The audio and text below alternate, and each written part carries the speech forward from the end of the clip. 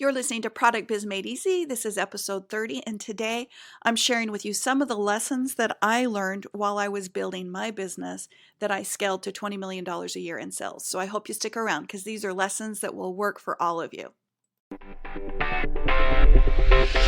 Welcome to the Product Biz Made Easy podcast, where we help you scale your product-based business. Your award-winning host and serial entrepreneur, Becky J. Anderson, created an 8-figure product-based brand that was sold all over the world and in big box retail stores. Each week, she will be sharing sales strategies, marketing advice, or inspiring interviews to help you scale your product-based business. Now, on to the show. Welcome back to the podcast, everybody. Today, I'm going to share with you some of the lessons I learned building my business that I sold a few years back, because they can be applied no matter what level you are at your business. I think some of them are pretty good lessons. So let's start with my story. For those of you that don't know me and the business that I had before, I had a large manufacturing company that started out as retail stores and then moved into candles. We were in Bath and Body with retail stores, and then we went wholesale with the Bath and Body, and then we added candles. And it ended up being a very large company with 260 employees and over $20 million a year in sales. But I want to go back to the beginning and why I started and how I started, some of the lessons that I learned there. So back in the day, we lived on a farm, and I have 4 daughters. I came home one day when Stephanie was 13 years old, and she was driving a tractor. And I'm like, oh no, if she's on a tractor at 13, my husband's going to have the other girls on tractors really young. And I'm like, I've got to find something that the girls and I can do together that would teach them the value of the dollar, but yet hard work. So I looked around and kept thinking, what am I going to do? What am I going to do? And then I decided to open up a Bath and Body retail shop in our local mall. I checked into buying a franchise of the Body Shop, but it was way too expensive. And I thought, you know what? I can do my own. So the problem I had was I didn't know anything about retail, and I didn't know anything about Bath and Body. So my first lesson for you here is somebody knows what you need to know, and all you have to do is ask. You already have the no, and if you don't ask, you'll still have the no. So you can hope that somebody will tell you, and typically they will. So I had to figure out how to buy products at wholesale so that I could sell them retail in my store. So I called around, and I finally figured out that I could buy the products wholesale through the gift marts. And I went to the Denver gift mart and bought every Bath and Body product that I could at wholesale that I could retail. So I got my store set up and I got it open, and it started doing really well. But I quickly discovered that people were asking for things I didn't have. They were asking for pear and freesia and plumeria and some of these other fragrances that I just couldn't buy at wholesale. And it was because those are the fragrances that Bath and Body Works sold, and Bath and Body Works was not in our area at the time. So big lesson here. Here's one of the lessons. Listen to your customers and don't be afraid to pivot. So I thought, you know what? There is a huge opportunity here. I need to figure out how to create my own line of products that have these fragrances that people are asking for. And so I'm back to the same situation as when I opened my business up before. I didn't know how to buy products, but I figured it out. Well, I didn't know how to make and manufacture products, but by darn, I was going to figure it out. So I started calling around again, anybody that I could think of that would know. And I finally was able to find a chemist in San Francisco. And the chemist, I went out and met with him, and we worked together for the summer and figured out a line. So I got my own line of products. So this guy was a contract manufacturer, so he was able to help me develop this line of products, but then he was also able to manufacture it for me. So all I had to do was put my label on it and ship it out. So that was a great lesson for me, reaching out and finding people that are where you want to be, and they will almost always help you. And so that was a really good lesson for me. So meanwhile, the products are selling really well in my store, and they are quickly taking over my sales selling better than all the stuff that I was buying at wholesale. So it was interesting. One of the sales reps out of the Denver Mart that I had bought most of the products from noticed that my sales with him were going down. So he came out to Utah to where my store was, and he came in my store. I saw him walk into my store, and he picked up one of the lotions that was mine at the front of the store. And I thought, oh no, he's going to be upset that I'm doing my own thing now and I'm not buying so much from him. But you know what? Here's where my next lesson comes in. Find a mentor.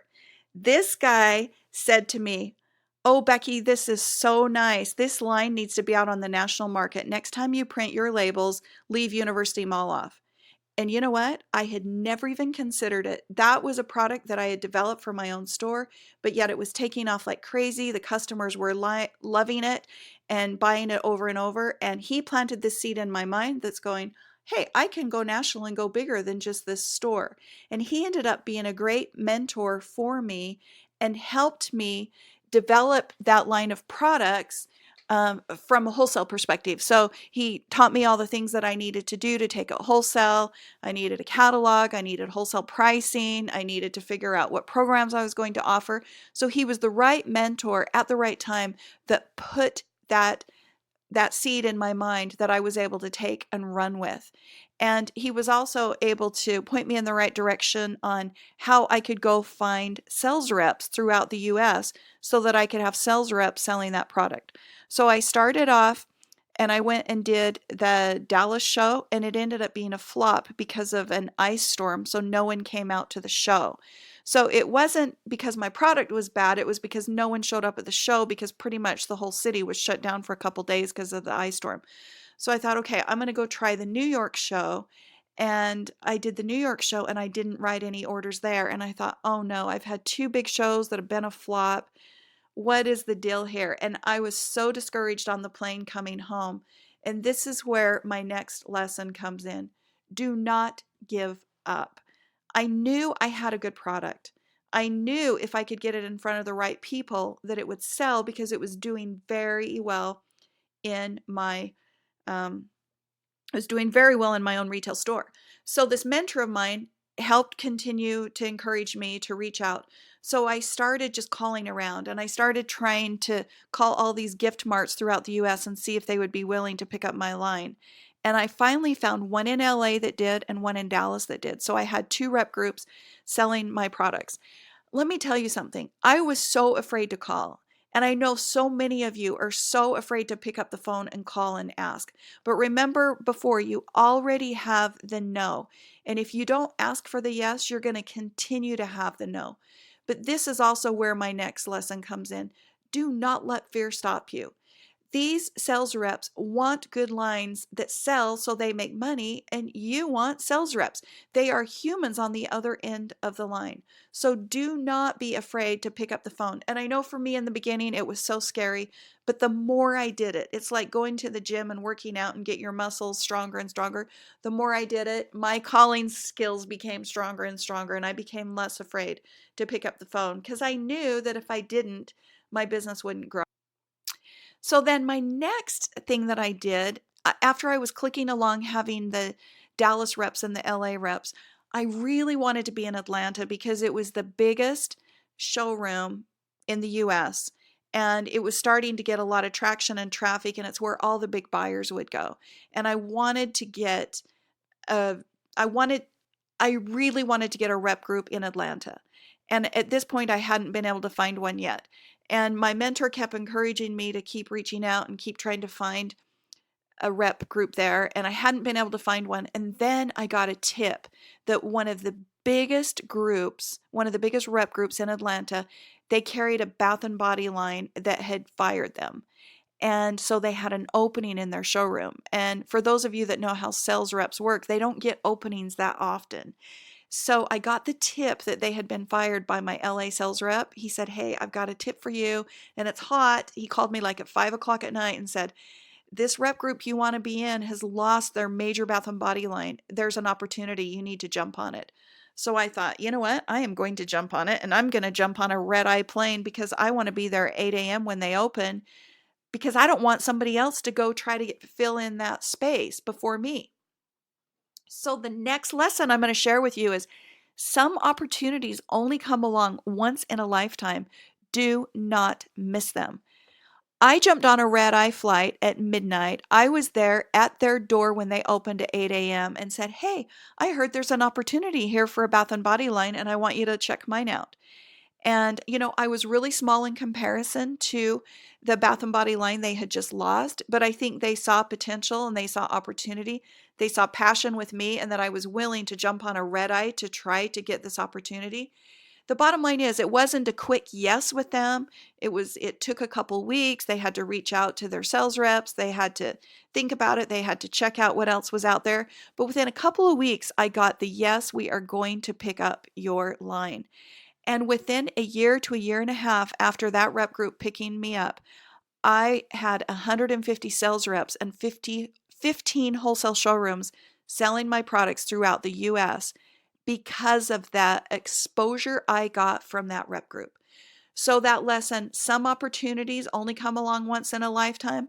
That was one of them. It changed the trajectory of my business. And even if I would have found another rep group, I don't think I would have grown like I did because of this one.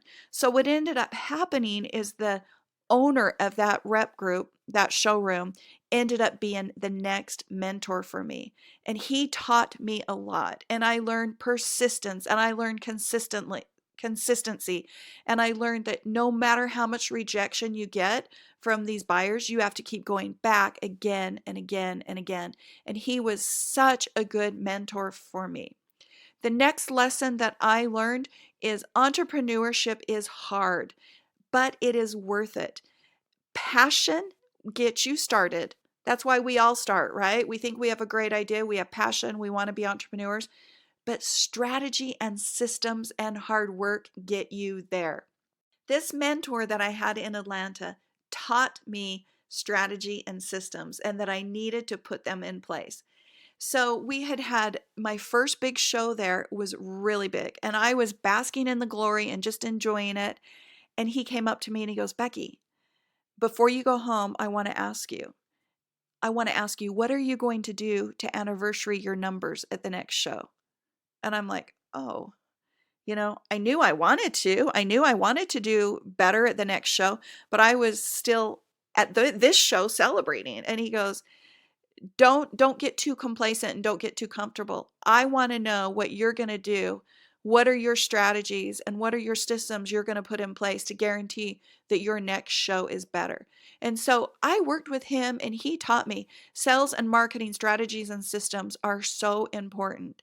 Also, your customer systems for list building are important and your time management systems as an entrepreneur are important. So he was a very, very good mentor for me at the time. So let me go over those lessons again as a recap.